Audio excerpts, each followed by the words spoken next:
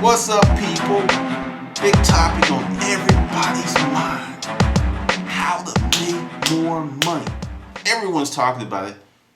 It's like how to make more money, how to make more money, how to get better deals on eBay, how to make Amazon work better for you. Number one thing you need to do to make more money is have an income goal, which most people don't. They're just like, I want to make as much money as I can, which is bullshit. You are not activating everything that you can activate when you put something that flimsy and janky out in the universe. It needs to be concrete.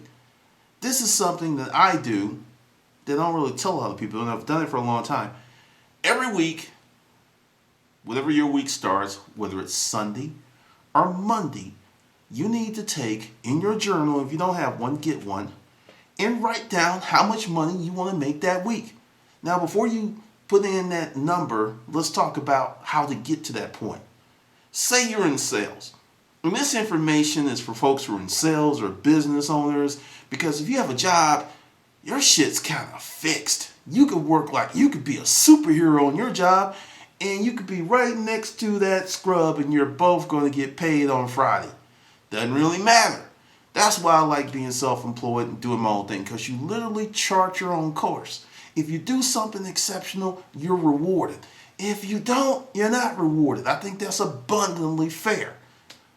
So for you salespeople, you resellers, whether your week starts on Monday or Sunday, you sit down and you go, I want to make X, Y, and Z. I got paper here. I've got my goals written down here because I'm going to tell you a story in a minute, and it was pretty wild.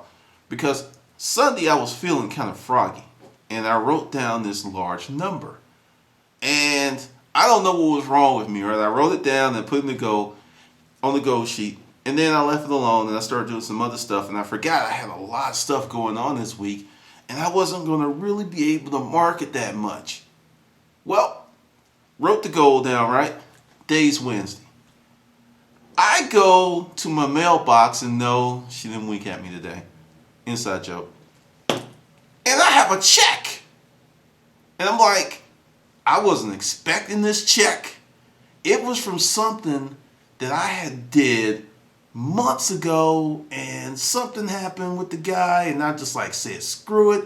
And there's a check and a little note in there, and it's like, hey, thanks for working with me, blah, blah, blah, blah, blah, blah. And that check, plus what I've already made this week, I've hit my goal. So what did I do? I went out and I upped it, because this is something that a lot of salespeople do. They have a quota, and when they hit that quota, they're like, all right, they kind of hit that relax, hit that hen, whatever they drink, hit that blunt, cigarettes or whores or whatever they do, they kind of relax and go into that mode. And I know from experience, it's Wednesday, I hit that goal, I raised it. I've already hit it. So I raised it. So the thing is, you have to think you can make, and see, understand this was a goof. This is the powers of the universe. This is Earl Nightingale, 48 Laws of Power, the Law of Attraction, which I haven't read, but I've heard so many people talk about it that some of the principles are the same. The power of your subconscious mind. This is all of that. Because many people don't have money because they spend more time thinking about not having money than they do thinking about having money. I know it sounds like what? Because really, if you knew the power of a negative thought, you would do everything in your power not to think negatively. You would work hard, because in here it doesn't care. It's just like, hey, that's an order. We're going to make it happen, sir. And the next thing you know, because I hear people who say, I can't get a good relationship. And they say it over and over and over. And you see them 6 years later, and they can't get a good relationship. At some point, you got to stop feeding your mind that bullshit. But on the money tip, you need to put in your mind that you are going to get that money. You have to program your mind to win. You have to put that in there, because I see so many people, hey, I'm struggling. And it's weird because I'll see two cats, and one is like, yeah, my eBay sales are going through the roof, or I'm shipping out, 80 things this week. And there's one guy, Kurt, on Facebook. Kurt's warehouse is like every weekend there's boxes of shit lined up. He's hundreds of items, So you got to predicate your mind on success. You have to think, I can make that money, and then set the goal. And your goal should excite you. You can't set some bullshit goal. Like, you currently make $500 a week and you're gonna move it up to $550. I'm sorry, that's not gonna make your dick hard. You need to move that from that $550 up to $1,500. Because your dick's, you're like, next thing you know, you could drill a hole through a diamond with your dick. So you got to get your goals up so you're excited. Because when you are excited, shit happens. Take your girl. If she ain't happy, she ain't excited, ain't nothing happening. But if she's excited, she may do some stuff you didn't know she could do. That's a pleasant experience every time it happens. I can't tell you how much I love seeing that. But seriously, your goals have to excite you. You have to put up some numbers that make you tremble.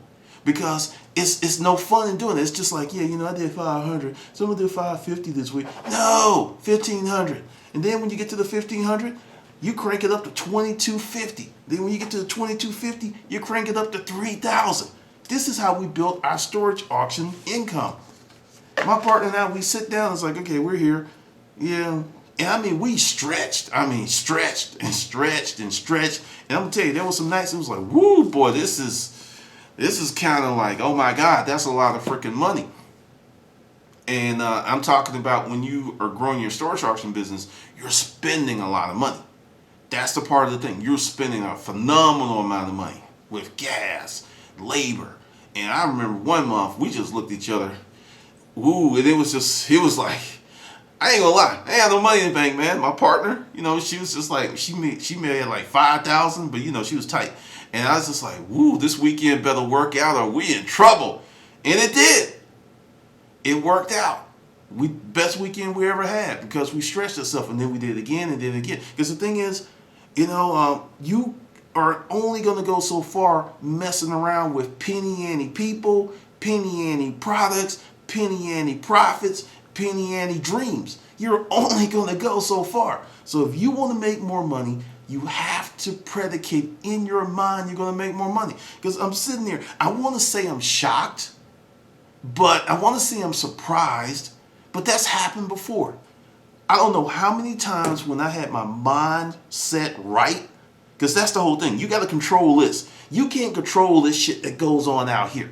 You're just a part of the matrix. You can't control that, but you can control this, and this will influence how the matrix responds to you. Because I'm telling you, I was just like, whoa. Like I said, I'm writing down money goals. If you don't have an income goal or a money goal, that's one of the biggest problems with your business. Why? Because when you have a money goal, it makes you focus on things that make money. There are people who spend 80% of their time doing shit that doesn't make them money. And they wonder why they're broke. And I'm going to give you an example. Watching YouTube videos. I know, right? I'm a YouTuber. I'm going to hurt myself on this one. But seriously, if you spend more time watching YouTube videos, participating in hangouts, than you do working on your business, I guarantee you it's going to hurt you in your wallet. And where is your wallet? Next to your ass. So when that bite comes, you go, woo, woo, my ass. That's what's going to happen. There are times that like today, I had so much stuff to do, and it's almost 5 o'clock. I logged out of Facebook, I logged out of YouTube, and I just sat there and focused. And that's the results, because I'm telling you, man, you're in the resale business, and you're doing it properly, based on my ideal of proper, this is my opinion. I look at my week in the store, and I'm going to give it to you. Get up in the morning, look at my sheet, got my sheet. All right, which auctions am I going to hit? And this was MapQuest, MapQuest it up. Like, okay, I can go here, create, direct paths to other storage facilities based on where I'm at or where I may be. Seriously, there was a good 45-minute prep time before I got in my vehicle to go to the auction.